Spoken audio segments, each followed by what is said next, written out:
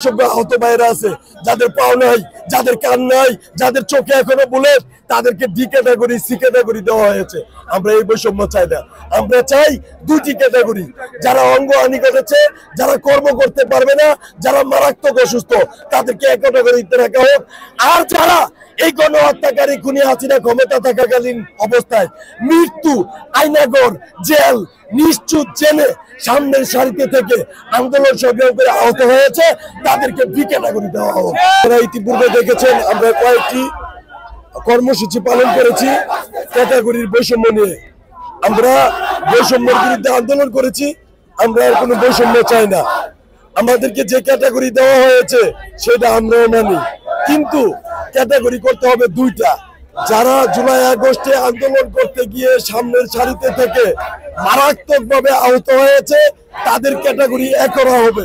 আর যারা এই গণহত্যাকারী হাসিনা ক্ষমতা থাকাকালীন অবস্থায় জীবনের মায়া ত্যাগ করিয়া রাজপথে গিয়া আহত হয়েছে, তাদেরকে ক্যাটাগরি বি করা হোক। আমরা চাচ্ছি সি ক্যাটাগরি বাদ দিয়ে শুধুমাত্র এ এবং বি করা হোক। আর আরেকটা যেটা রাষ্ট্রের কাছে আমাদের সবচেয়ে বেশি চাওয়া, সেটা হচ্ছে আমরা যারা জুলাই আগস্টে সামনের সারিতে দাঁড়িয়ে আন্দোলন করেছি, সংগ্রাম করেছি, আপনারা দেখেছেন বিভিন্ন মাধ্যমে আমাদেরকে হুমকি দেওয়া হচ্ছে, আমাদেরকে ভয়ভীতি দেখানো হচ্ছে। আমাদের জন্য একটা সুরক্ষা আইন করতে হবে। আরেকটা হচ্ছে আমাদের আহত ভাইয়েরা, যেহেতু আমরা আহত, আমরা ক্ষতিগ্রস্ত, আমরা এই ভালো থাকি, এই খারাপ থাকি, যে কোনো সময় আমরা অসুস্থ হয়ে পড়তে পারি, আমাদের সহযোগিতা লাগতে পারে। আমাদের আহতদের জন্য একটা ইমার্জেন্সি হটলাইনের ব্যবস্থা করা, যে হটলাইনের ভিত্তিতে আমরা জরুরি ভিত্তিতে আমাদের তথ্যগুলো হটলাইনে জানালে আমরা সহযোগিতা পাবো। Thank you. আসসালামু আলাইকুম। আমার নাম কাবুল হাসান। আমি সাভার থানা বিরুলিয়া ইউনিয়ন ৮ নং ওয়ার্ডে থাকি। আমি পেশায় একজন মেডিকেল অ্যাসিস্ট্যান্ট। আমি আমার এলাকায় মা ও শিশু স্বাস্থ্য পুষ্টি সেবা দিই। জি, আমি আহত। আমি রাজধানী সাইস্টার থেকে দেশ স্বাধীনের ঘোষণা দেই। আমি ৪ তারিখ সারাদিন রাজু ভাস্কর্যের উপর দাঁড়িয়ে স্লোগান দেই। ৪ তারিখ সন্ধ্যা ৬টা বাজে শাহবাগ থানার সামনে একটা গুলিবিদ্ধ রোগীর নিয়ে ইব্রাহিম কার্ডিয়াক জেনারেল হাসপাতালে যাই। ওই গুলিবিদ্ধ মেয়েদের ইব্রাহিম কার্ডিয়াক জেনারেল হাসপাতালে চিকিৎসা দেয়। ফলে আমি ঢাকা মেডিকেল কলেজে পাঠাই দিয়া ইব্রাহিম কার্ডিয়াক জেনারেল হাসপাতালের গেট ভাঙচুর করি। এবং যখন সন্ধ্যা ৬টা বাজে জায়গা, তখন আর্মিরা কারফিউ দিয়েছিল। আমরা বলেছিলাম কারফিউ মানে না, মানবো না।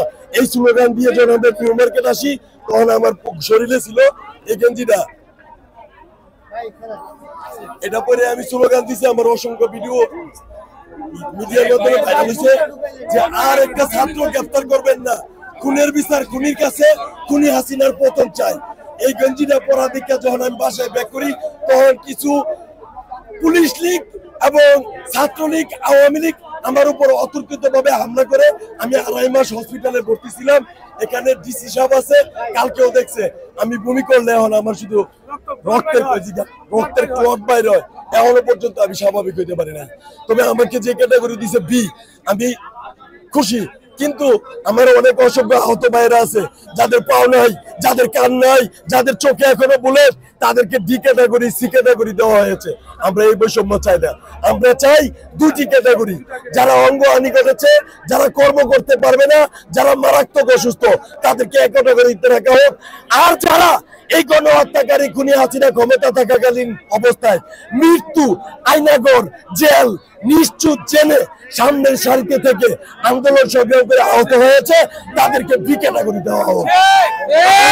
আমি আপনাদের মাধ্যমে অন্তর্বর্তীকালীন সরকারকে বলতে চাই, আপনারা আমাদের আত্মত্যাগের বিনিময়ে অন্তর্বর্তীকালীন সরকার হয়েছেন, আমাদের ভাইদের জীবনের বিনিময়ে অন্তর্বর্তীকালীন সরকার হয়েছেন। আপনারা আমাদের সরকার, আমরা আপনাদের সাথে কোনো বিরোধিতা করতে আসি নাই। আমাদেরকে নিয়ে যে বৈষম্যের সৃষ্টি করা হচ্ছে, আল্লাহর হস্তে বৈষম্যটা বন্ধ করে দেন। আমরা আপনাদের উপর সন্তুষ্ট। আমরা আপনাদের কাছে অনেক কিছু আশা করি। আপনারা দেখেছেন এই গণহত্যাকারী খুনি হাসিনা ক্ষমতা থাকাকালীন অবস্থায় এমন কোন মন্ত্রণালয় নেই যেই মন্ত্রণালয়ে খুনি হাসিনা তার দল। আমরা চাই আমাদের ভাইদের জীবনের বিনিময়ে গঠিত হওয়া অন্তর্বর্তীকালীন সরকার প্রতিটা মন্ত্রণালয় থেকে মন্ত্রণালয় লীগগুলোকে অপসারণ করুক। আমরা চাই আমাদের ভাইদের জীবনের বিনিময়ে নতুন বাংলাদেশ যে আমরা সৃষ্টি করতে চাই, সেই বাংলাদেশে কোনো চাঁদাবাজ থাকতে পারবে না। আমরা চাই আমাদের ভাইদের জীবনের বিনিময়ে যেই বাংলাদেশ গঠিত হয়েছে সেই বাংলাদেশে কোনো দুর্নীতিবাজ থাকতে পারবে না।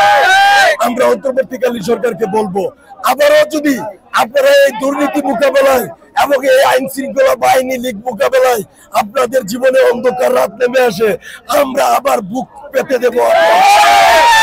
আপনারা আমাদের এই বৈষম্য রাখেন না। আমি আপনাদেরকে সবিনয় অনুরোধ করে বলবো, আপনারা আহতদের দুইটা ক্যাটাগরি দেন। যারা মারাত্মক আহত তাদেরকে এক ক্যাটাগরি দেন, আর যারা এই গণহত্যাকারী খুনি হাসিনা ক্ষমতা থাকাকালীন অবস্থায় আয়নাগর নিশ্চিত জেলে, মৃত্যু নিশ্চিত জেলে রাজপথে আন্দোলন সংগ্রাম করে আহত হয়েছে, গুলি খেয়েছে, তাদেরকে বি ক্যাটাগরি দেওয়া হোক।